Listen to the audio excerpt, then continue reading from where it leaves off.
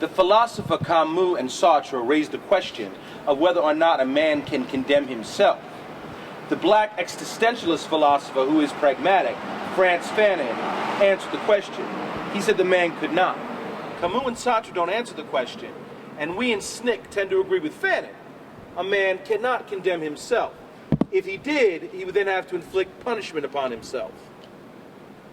White America cannot condemn herself for her criminal acts against black America. So black people have done it. You stand condemned. The institutions that function in this country are clearly racist. They're built upon racism. And then how do we begin to clear away the obstacles that we have in this society to make us live like human beings?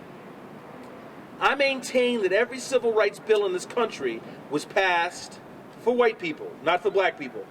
For example, I am black. I know that. I also know that while I am black, I am a human being, and therefore I have a right to go into a public place. White people don't know that. Every time I try to go to a place, they try to stop me. Some boys have to write a bill to tell the white man, he's a human being, don't stop him. That bill was for the white man. I knew I could vote all the time, and it wasn't a privilege but a right. But every time I tried, I was shot, killed, jailed, beaten, economically deprived. Somebody had to write a bill to tell white people, when a black man comes to vote, don't bother him. I know I'm capable of living any place I want to live. It's white people across this country who are incapable of allowing me. You need a civil rights bill, not me. The failure is due to whites' incapacity to deal with their own problems inside their own communities.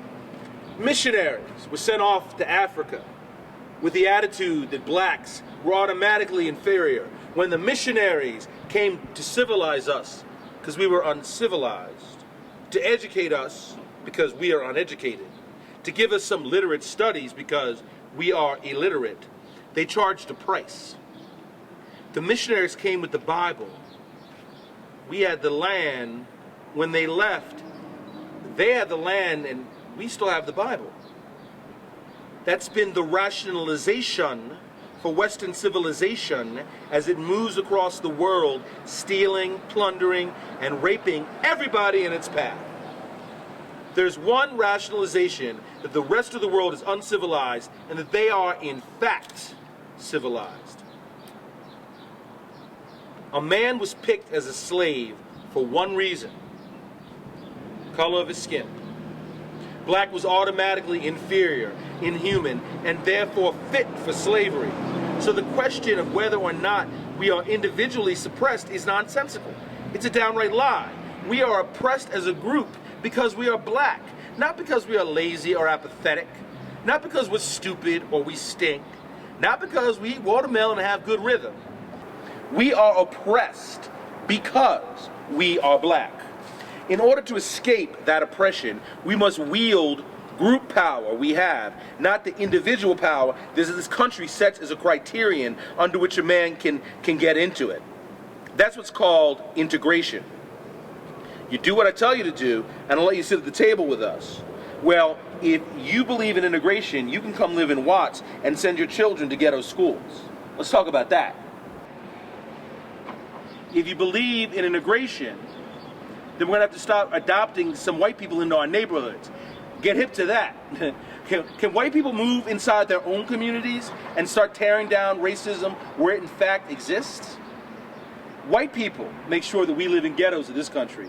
White institutions do that. They must change in order for America to really live on a basic human principle of relationships. A new society must be born. Racism must die. The economic exploitation by this country of non-white people around the world also must die. Frederick Douglass said that youth should fight to be leaders today. God knows we need leaders today because the men who run this country are sick. We must begin to start building those institutions and to fight to articulate our positions, to fight to be able to control our universities. We need to be able to do that. To fight to be able to control the basic institutions that perpetuate racism by destroying them and building new ones. See, that's the real question that faces us today. That's the dilemma. White society has caused the failure of nonviolence. I was always surprised at Quakers come to Alabama and counsel me to be nonviolent, but don't have the guts to tell James Clark to be nonviolent. All right? That's where the nonviolence needs to be preached. To Jim Clark, not to black people. Can you name a black man today who's killed anybody white and is still alive?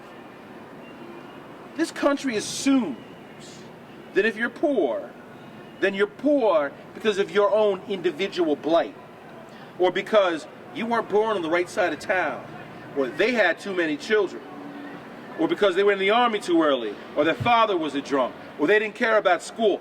They made a mistake. And that's a lot of nonsense. Poverty is well calculated in this country, and the reason why the poverty programs won't work is because the calculators are the ones that are administering it.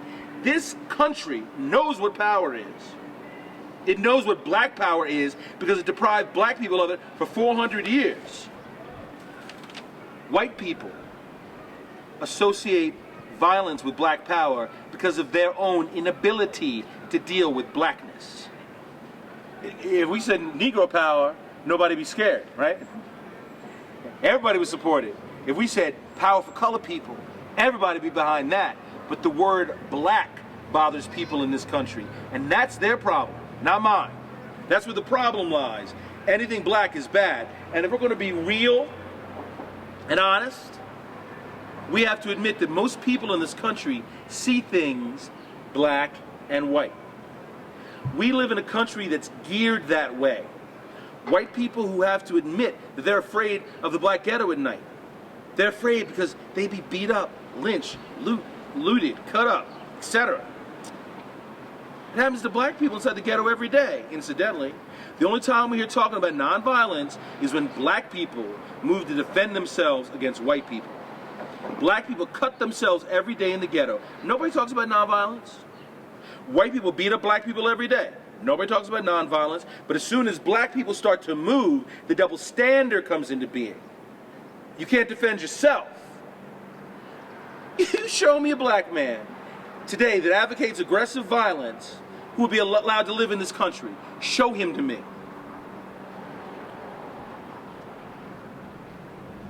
I look at Dr. King every single day and I say to myself, now there's a man who is desperately needed in this country. There's a man full of love. There's a man full of mercy. There's a man full of compassion. Every time I see Lyndon on TV, I say, Martin, you got a long way to go, man. We are on the move for our liberation. We are tired of trying to prove things to white people. We are tired of trying to explain to white people that we're not going to hurt them. We are concerned with getting the things we want, the things we have to be able to function. The question is, will white people overcome their racism to allow for that to happen in this country? If not, we have no choice but to say very clearly, move on over, or we're going to move over you.